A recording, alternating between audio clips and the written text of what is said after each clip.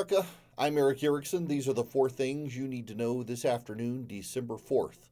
Before you get home from work, you need to know the Trump administration has decided to tighten work permits for migrants in an immigration crackdown.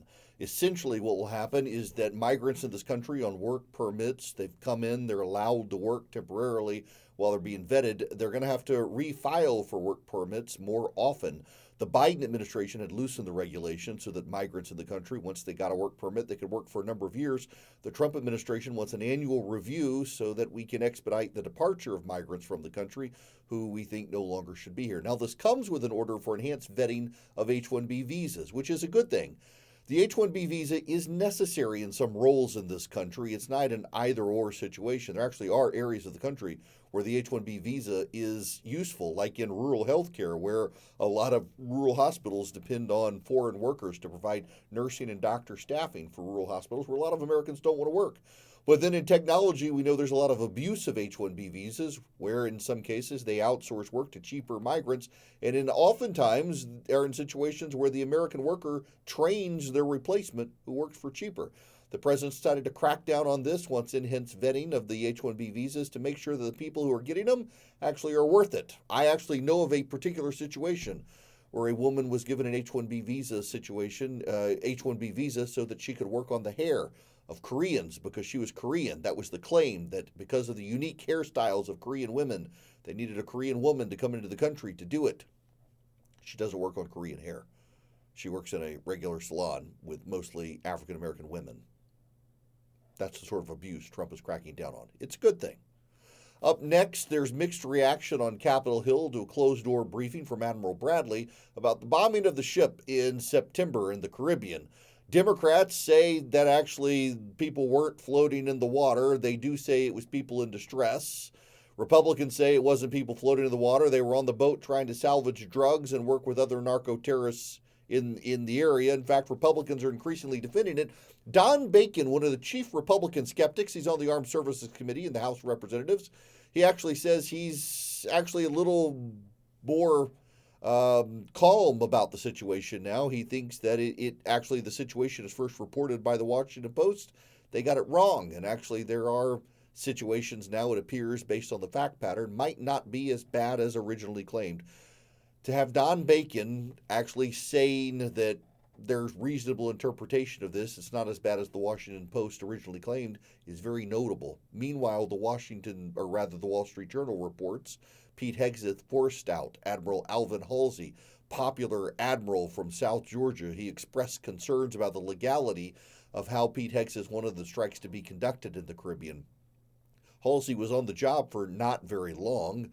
Trump seemed to like the guy, but Hegseth decided that Halsey was moving too slow and dotting too many I's and crossing too many T's before taking action, decided that was a sign Halsey wasn't on the team and pushed him out. Halsey is actually supposedly supportive of what's happening. He's been very mum. He's on the job until next week. Then maybe he'll talk. Child deaths are going to rise globally this year. The Gates Foundation, that's the progressive Bill Gates Foundation, claims child deaths are going to rise in addition to a decline in vaccines in the United States and Western countries because of foreign aid declines in other countries, particularly African nations. The number of children who will die this year is going to be up compared to prior years. They say it's a regression of progress. They essentially are putting the blame on the U.S. government. Now, I add this here because I didn't talk about it on the show today. It is something you need to know, but I need to say this. If the entire world is dependent on American welfare to keep their children from dying, we have a problem. We have a problem in both how the welfare benefits through foreign aid have been conducted and how these countries are progressing. If countries can't unwean themselves from American aid and preserve the lives of their children, that's a problem for those countries, not for Americans. It reminds me of the old adage of give a man a fish, he'll eat for a day, teach a man to fish, he'll eat for a lifetime. We clearly haven't been teaching these countries how to save the lives of their children. They're dependent on American resources at a time our U.S. national debt is at $39 trillion. If you're a longtime listener of my show or have read anything I have written, you know I'm a big fan of American soft power, including in foreign aid. But to put the deaths of children on the Trump administration globally, and particularly in third world African nations, is a bridge too far for me. Lastly, Republicans in Congress, who you could identify as MAGA, being led by Elise Stefanik, the leader of Republicans in the House. Technically, she leads the Republican conference and is running for governor of New York. They're going to cut a deal with Democrats, it seems, to fund abortion. Mike Pence, among others, is crying foul over this. The MAGA Republicans want to take Obamacare health care subsidies off the table next year. They don't want it to be a campaign issue.